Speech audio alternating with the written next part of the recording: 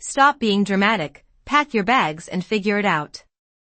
Those were the first words my daughter-in-law said to me on the day my son died, and for a moment, I thought I had misheard her, because the house still smelled like the casseroles neighbors had dropped off, and Daniel's coat was still hanging by the front door where he'd left it just 2 days ago, and everything inside me was still waiting for him to walk back in and tell me this was all some terrible mistake. But Vanessa just stood there in the kitchen, arms crossed, her voice steady, almost rehearsed, as if she had been waiting for this exact moment, and when I looked at her, really looked at her, I realized something that made the air feel thinner in my lungs. This wasn't grief talking, this wasn't shock. This was a decision she had already made long before today, and I could see it in the way she didn't look at the framed photo of Daniel on the counter, didn't touch the mug he always used, didn't hesitate even for a second as she told me I needed to leave, and behind her, my grandson's toys were scattered across the living room floor, bright plastic pieces of a life I thought I was still part of, but suddenly I understood that I wasn't, not anymore, not in this house, not in this version of the family I had spent decades building, and I felt something inside me go very quiet, not broken, just still, like the moment right before a storm decides whether it's going to pass or stay, and I didn't argue, I didn't ask her how she could say something like that just hours after we buried my son. I didn't remind her that I had helped pay the down payment on this house or that I had been the one who watched her child when she needed a break, because none of that would have mattered, not to her, not now, so I simply nodded, the way you nod when you finally understand a truth you've been avoiding, and I walked upstairs to the guest room that used to be mine, the one where I had slept after Daniel insisted I move in when his father passed, and I packed a small suitcase, just the essentials, a few changes of clothes, my medications, the photo of Daniel from his high school graduation where he's smiling like the world hasn't taught him anything hard yet, and as I zipped the bag, my hands didn't shake the way I expected them to, they were steady, almost calm, like my body had already decided that surviving this was more important than reacting to it, and when I came back downstairs, Vanessa was scrolling on her phone, not even pretending to watch me leave, and I paused for just a second at the door, my hand on the knob, taking in the house one last time, the soft hum of the refrigerator, the ticking clock on the wall, the life that was no longer mine, and then I stepped outside into the late afternoon light, the air cooler than it should have been for that time of year, and I walked to my car, a 10-year-old sedan with a dent on the passenger side, and I put my suitcase in the trunk, slid into the driver's seat, and sat there for a long moment, staring at the steering wheel, listening to the silence, realizing that I had nowhere to go, no plan, no place waiting for me, and yet, as I turned the key and the engine came to life, there was one thought that settled quietly in the back of my mind, clear and steady in a way everything else wasn't. They thought I had nowhere to go, and maybe right then, I didn't, but they were wrong about one thing, they were very, very wrong about me. I did not drive far that first night, maybe 3 miles at most, just enough to put distance between myself and the house that no longer felt like mine, and I ended up in the parking lot of a 24-hour grocery store on the edge of town. The kind of place where no one looks twice at a parked car because there are always people coming and going at all hours, and I turned off the engine but left the key in the ignition for a moment, listening to the ticking sound as the heat faded from the hood, feeling the quiet settle around me like something heavy but not entirely unwelcome. Because for the first time since Vanessa's words cut through that kitchen, there was no one watching me, no one waiting for me to react, no one measuring my grief against their own expectations, and I leaned back in the seat, closing my eyes, letting the exhaustion I had been holding back finally reach me, not in waves of tears, but in a slow, steady weight that pressed into my bones, and when I opened my eyes again, the world outside my windshield looked different, softer somehow, the fluorescent lights reflecting off the pavement, a shopping cart rolling slowly across the lot pushed by the evening breeze, and I realized I had to decide what came next, because sitting there forever was not an option, even if part of me wished I could just stay suspended in that moment where nothing else could happen to me. So I reached into the glove compartment and pulled out an old blanket I kept for emergencies, spreading it across the back seat, adjusting it carefully as if I were preparing a proper bed instead of what it really was, and I moved slowly, deliberately, refusing to rush, because rushing would mean panic, and panic would mean losing control, and that was something I could not afford, not now, not when everything else had already been taken from me, and when I finally lay down, curled slightly to fit the narrow space, I noticed how the ceiling of the car felt lower than I remembered, how every movement required a small adjustment, a compromise, and I let out a quiet breath, not a sigh, just an acknowledgement. This is what my life is right now. And outside, a car pulled in and parked 2 spaces away, headlights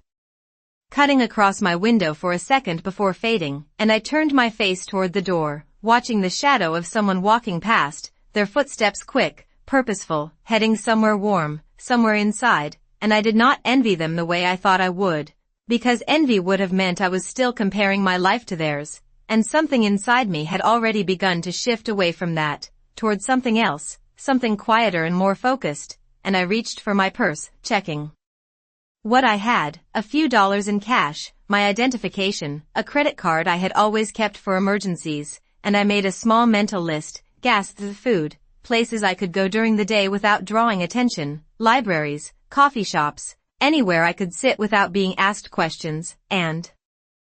as I closed my purse, I caught my reflection faintly in the darkened window, my silver hair pulled back, my face lined in ways I had never really noticed before, and I held my own gaze for a moment, not with pity, not with fear, but with a kind of quiet recognition, as if I were meeting myself for the first time without the roles I had always carried, mother, wife, homeowner, all of them stripped away in a single afternoon, leaving only the person underneath. And I realized something then. Something small but steady. This was not the end of my story, it was just the part where everything had been taken away so I could finally see what I was left with. And I pulled the blanket up to my shoulders, closed my eyes again, and let the night pass, not as a victim waiting to be rescued, but as someone who had just begun to understand that survival, real survival, starts in silence. The second morning came with a pale gray light that filtered through the edges of my windshield, and for a few seconds, I forgot where I was, my body still expecting the familiar softness of a rail bed, the quiet hum of a house waking up. But then I shifted and my elbow brushed against the door, and reality settled back in, firm and undeniable, and I opened my eyes fully, staring at the faint outline of the grocery store sign across the lot, realizing I had made it through the night, not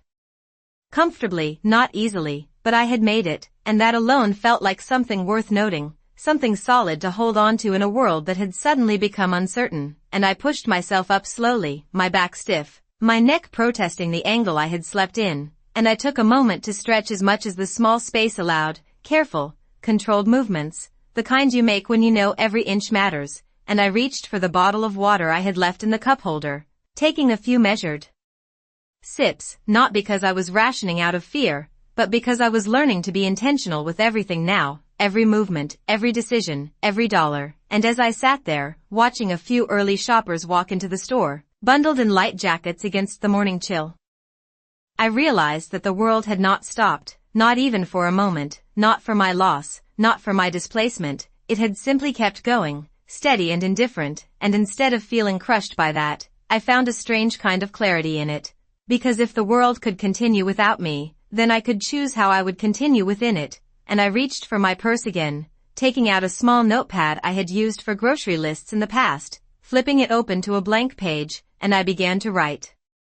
Slowly, deliberately, places I could go, things I needed, steps I could take, and the act itself steadied me, turning something abstract and overwhelming into something structured, manageable, and as I wrote, memories began to surface. Not the kind that made me ache, but the kind that made me think, small moments over the past year, conversations that had seemed insignificant at the time, the way Vanessa had insisted on handling all the paperwork after Daniel's diagnosis, the way she would lower her voice when I entered the room during phone calls, the way Daniel had looked at me once, just once, like he wanted to say something but chose not to, and I paused, the pen hovering over the paper. Because that look came back to me with a sharpness that surprised me, not fear, not sadness, something else, something closer to concern, and I felt a quiet shift inside my chest, a question forming where there had only been grief before, what had he known, and why had he not told me, and I closed the notepad, resting it on my lap, letting that thought settle without chasing it too quickly, because I had learned something already in just one night, rushing leads to mistakes. And mistakes are expensive when you have so little room for them, and outside, the sun began to rise a little higher, casting a warmer light across the pavement, and I reached forward, turning the key in the ignition, the engine starting with a familiar sound that now felt like a lifeline, and as I adjusted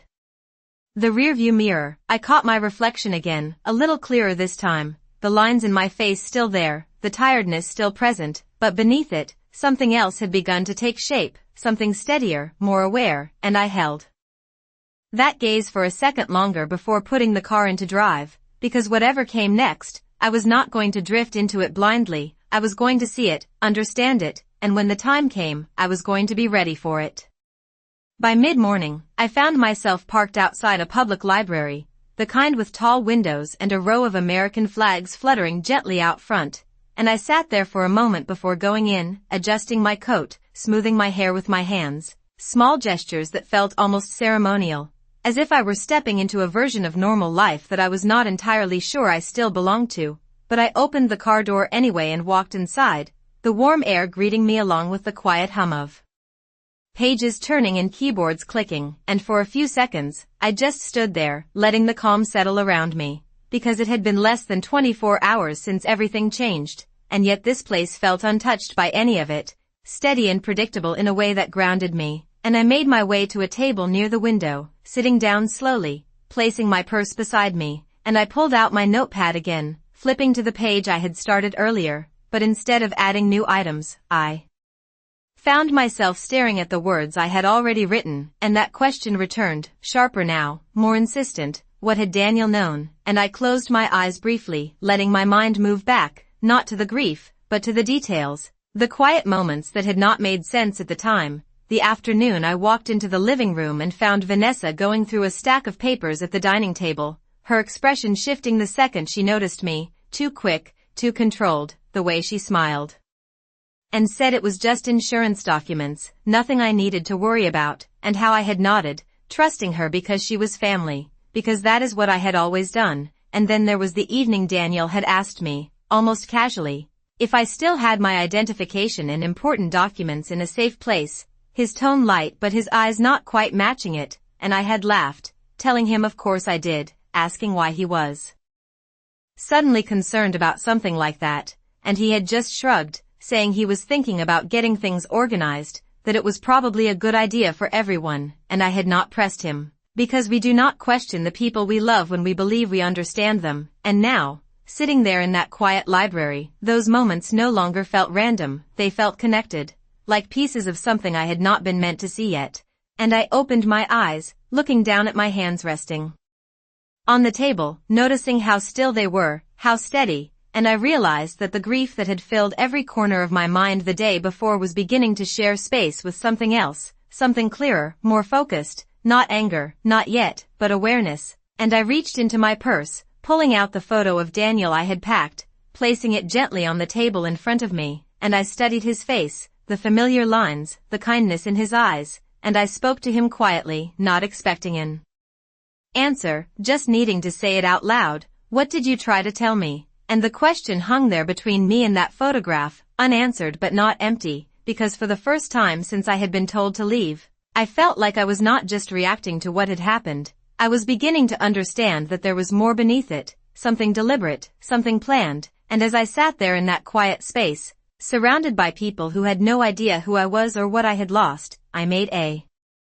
decision, not out of desperation, but out of clarity. I was not going to drift through this, I was going to pay attention to every detail, every memory, every inconsistency, because whatever Daniel had tried to set in motion, whatever truth had been left behind, I intended to find it, and this time, I would not look away. By the time the afternoon light shifted across the library floor, I had already begun to see the pattern more clearly, not in one dramatic revelation, but in a series of small realizations that fit together with quiet precision. And I gathered my things slowly, placing Daniel's photo back into my purse with care, as if putting away something fragile but not lost, and when I stepped outside, the air felt warmer than it had that morning, the sun higher now, casting long shadows across the parking lot, and I paused beside my car, not because I did not know where to go, but because I was beginning to understand that every next step mattered, and I chose a nearby diner, one I used to visit years ago with Daniel when he was younger, a simple place with red vinyl booths and a bell that chimed softly when the door opened. And when I walked in, the familiarity of it wrapped around me in a way that was almost comforting, almost dangerous, because comfort can make you forget why you need to stay alert, and I slid into a booth by the window, ordering a cup of coffee, nothing more, not out of fear of spending money, but because I was thinking, and thinking required space, not distraction, and as I sat there, watching cars pass by on the street outside, I let my mind return to the timeline, to the weeks before Daniel passed, the quiet changes that had seemed so small at the time, Vanessa insisting on accompanying him to every appointment, answering questions before he could, speaking over him in ways that felt subtle but consistent, and I remembered the day I had offered to help organize some of the medical paperwork, how she had smiled tightly and told me everything was already handled, that I should not worry myself with it, and I had accepted that, because I trusted her position as his wife, because I believed that family worked together, not against each other. But now that belief felt less like truth and more like something I had been taught to accept without question, and I took a slow sip of my coffee, letting the bitterness settle on my tongue, grounding me in the present. And I realized something that made me set the cup down carefully, as if the motion itself needed to be controlled. Vanessa had not just stepped into responsibility, she had taken control, completely, deliberately, and more importantly, she had done it while making it appear natural, necessary, unquestionable, and I leaned back slightly in the booth, my eyes moving across the room without really seeing anything, because inside, everything was sharpening, every memory aligning itself with this new understanding. And then another thought surfaced, quieter but heavier. If she had been preparing for control, then my removal from that house had not been a reaction to grief, it had been the final step in something already set in motion, and I felt a stillness settle over me again, deeper this time, not shock, not even sadness, but clarity, the kind that comes when denial finally steps aside, and I reached for my purse once more, taking out the notepad, turning to a fresh page, and I wrote a single line at the top, what did Daniel leave behind, and beneath it, I began listing everything I could remember, conversations, documents, names, anything that might lead somewhere, because I understood now that whatever had been hidden from me was not gone, it was simply waiting in the right place, under the right circumstances, and as I finished writing, I closed the notepad with a quiet, deliberate motion, my reflection faint in the window beside me, and for the first time since I had been told to leave, I did not feel like someone who had lost everything. I felt like someone who had just started to see the full picture, and once you see it, you cannot unsee it, and more importantly, you can finally decide what to do with it. That night, the temperature dropped faster than I expected, the kind of cold that settles in after sunset and seeps into everything, and I found myself back in the car, parked in a quieter corner of the same lot, the lights dimmer here, the noise of traffic further away, and as I turned off the engine, the silence felt heavier than it had the night before, not unfamiliar, just more defined, like I could feel every inch of it pressing against me, and I pulled the blanket tighter around my shoulders, adjusting it carefully, but it did not hold the warmth the way I needed it to, and I sat there for a moment, my hands resting on my lap, listening to the faint ticking of the cooling engine, and I realized that this was what it meant to reach the edge of comfort, not a dramatic fall, not a moment of collapse, but a slow recognition that there was no one coming to fix this for me, no door I could knock on that would open without cost, and I leaned my head back against the seat, closing my eyes, letting that truth settle fully, because resisting it would only waste energy I could not afford to lose, and for a brief moment, a thought crossed my mind, simple and quiet, I could go back, I could stand on that porch, knock on that door, ask Vanessa to reconsider, to give me time, to let me stay, and the image formed clearly, her opening the door just enough to look at me, her expression unreadable, and I saw myself standing there, asking for permission to exist in a space that had once been mine, and just as quickly as the thought appeared, it disappeared, replaced by something firmer, something that did not need to raise its voice to be understood, no, and I opened my eyes again, staring out through the windshield at the empty stretch of pavement ahead, because going back was not an option, not because I could not, but because I would not, and that distinction mattered more than anything else in that moment, and I shifted slightly, adjusting my position in the back seat, the limited space forcing me into a shape that was never meant for rest, and I let out a slow breath, steady, controlled, because discomfort is easier to manage when you accept it instead of fighting it, and outside, a gust of wind rattled a loose cart somewhere in the distance, the sound echoing faintly, and I found myself counting the seconds between each noise, not out of fear, but out of awareness, because awareness had become my most valuable tool, and as the minutes passed, I thought again about Daniel, about that look he had given me, about the questions he had asked that did not fit the casual tone he tried to use, and I understood something more clearly now. He had been preparing for something, maybe not the exact outcome, but the possibility of it, and that meant there were things in place, decisions made, steps taken that I had not been part of, and the idea settled into me with a quiet certainty. Whatever he had left behind, whatever he had set in motion, it had not disappeared just because I had been pushed out. It was still there, somewhere, waiting to be uncovered, and I tightened my grip on the edge of the blanket, not out of fear, but out of focus, because I could feel the direction of my thoughts changing, narrowing, becoming more precise, and as I lay there in the dim light of the parking lot, the cold pressing in from all sides, I did not feel defeated. I felt sharpened, like something inside me had finally aligned, and I closed my eyes once more, not to escape, but to conserve, to gather what little energy I had for whatever came next, because I knew now, without any doubt, this was not where my story ended, this was where it began to turn.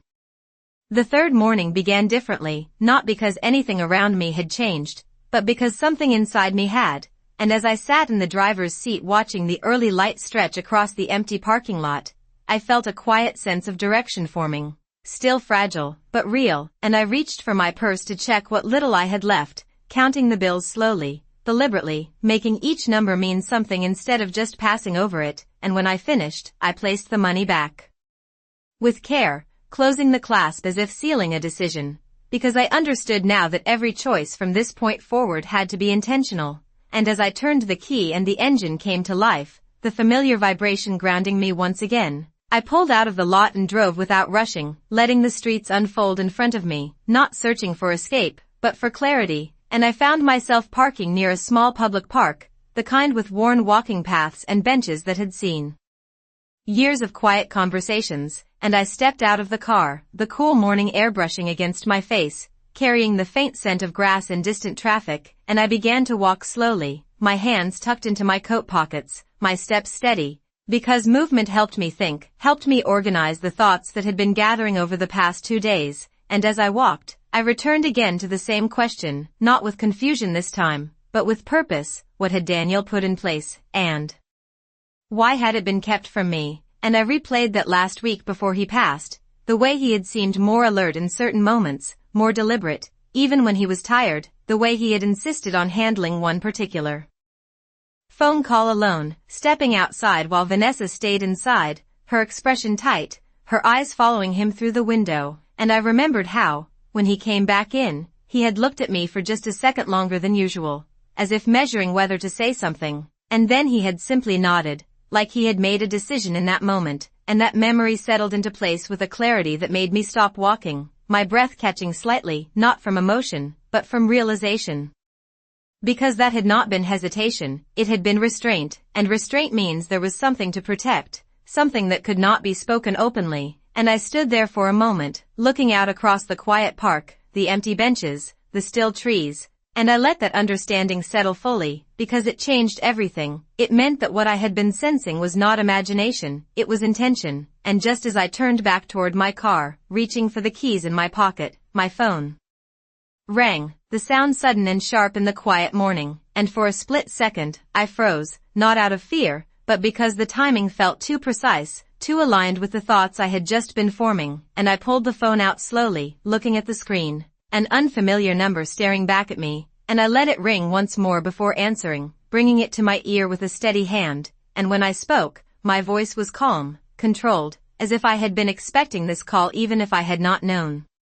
it consciously. Hello, and there was a brief pause on the other end, followed by a man's voice, professional, measured, asking, "Is this Margaret Collins?" And I felt something inside me settle into place, not surprise, not relief, but recognition. "Yes," I said. And there was another brief pause, and then he continued, "My name is Robert Hayes, I was your son's attorney, and I need to speak with you about some matters that require your immediate attention." And as the words reached me, I did not interrupt. I did not ask questions right away, I simply listened, because I understood now that this was not coincidence, this was the beginning of something Daniel had set in motion, something that had waited until the right moment to reveal itself, and as I stood there beside my car, the morning light growing stronger around me, I realized that everything I had endured over the past few days had led to this exact point, and whatever came next, I was ready to hear it. For a moment, I did not move, the phone still pressed to my ear as Mr. Hayes' words settled into the space around me, each one precise, measured, carrying a weight that I could feel without fully understanding yet, and I turned slightly, leaning against the side of my car, grounding myself in something solid as he continued, explaining that Daniel had updated several legal documents in the weeks before his passing, documents that required my presence to review and confirm, and I listened without interrupting, because something in his tone told me this was not routine, this was not a courtesy call, this was something deliberate, something Daniel had arranged with intention, and when there was a pause, I asked only one question, where do I need to be? And he gave me the address of his office, along with a time later that afternoon, his voice steady as he added that it was important I come alone, and that detail did not escape me, it settled into my thoughts alongside everything else I had begun to piece together, and when the call ended, I lowered the phone slowly, my hand still, my breathing even, because I understood now that this was the moment where uncertainty began to shift into something else, something more defined, and I opened the car door, sliding into the driver's seat with a quiet sense of purpose, placing the phone carefully in the center console as if it carried more than just a call, and as I started the engine, I allowed myself one brief moment to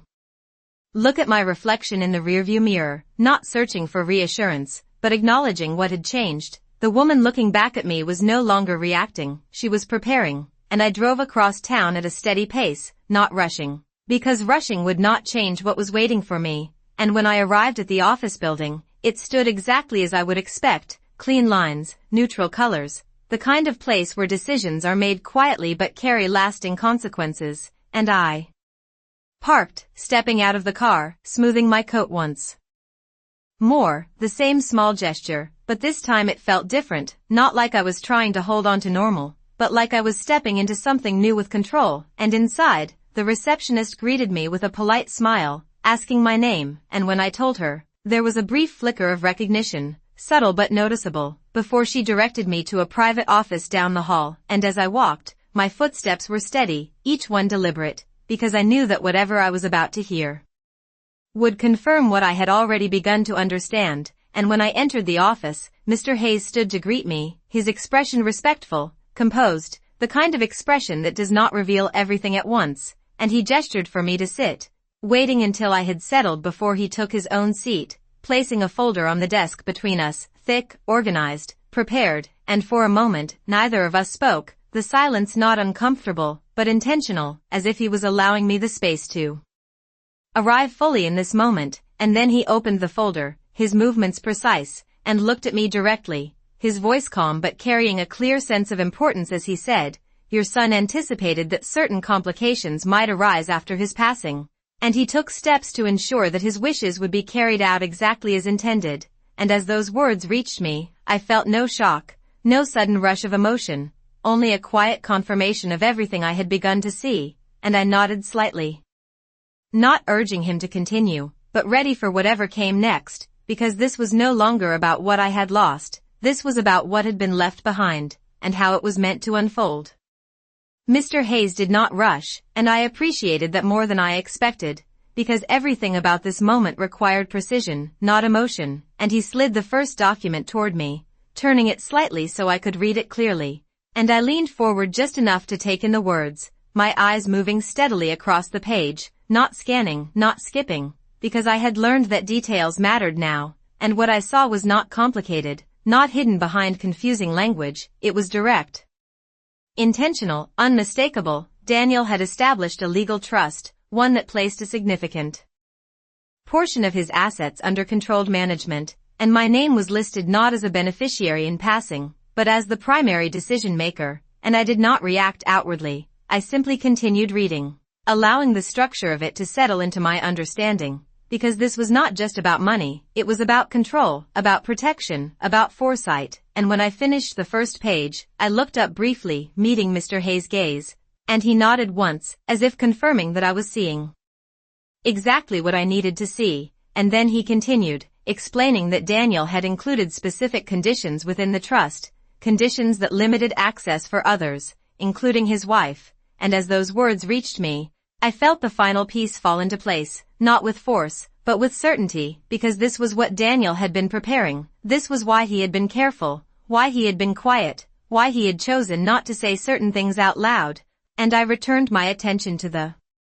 documents, turning the page slowly, reading each line with the same steady focus, and there it was, written clearly, legally binding. Any attempt to remove me from residence or decision-making without due process would trigger an automatic review of all asset distributions, effectively freezing control until the matter was resolved. And I let that sentence sit with me for a moment. Not because I did not understand it, but because I did, completely, and I leaned back slightly in the chair, my hands resting calmly in my lap, the papers still in front of me, and I realized something that felt almost quiet in its power. I had not been left with nothing. I had been positioned, deliberately, carefully, in a way that could not be undone by a single conversation in a kitchen, and I looked at Mr. Hayes again, my voice even when I spoke, "What happens now?" And he answered without hesitation, "Now you decide how to proceed." And the simplicity of that response carried more weight than anything else he had said, because it meant that the next move was not dictated by circumstance, it was dictated by me, and I lowered my gaze back to the document one more time, taking in the structure, the language, the intention behind it, and then I closed the folder gently, not with finality, but with clarity, because I understood exactly what this meant, and as I stood up, smoothing my coat once more, the same small gesture, I felt no urgency to return to the house I had been forced out of, no need to confront anyone immediately, because control does not rush, it waits, it observes, it acts when the moment is right, and as I stepped out of the office into the quiet hallway, the sound of my footsteps soft against the floor, I carried something with me that I had not had when I first walked out of that house, not just knowledge, but position, and as I pushed open the door to the outside, the late afternoon light meeting me again, I allowed myself a small, controlled breath, because they had believed they had removed me from the story, but what they had actually done was reveal exactly where I stood in it, and now, for the first time since everything changed, I was no longer reacting to what had been done to me, I was deciding what would happen next.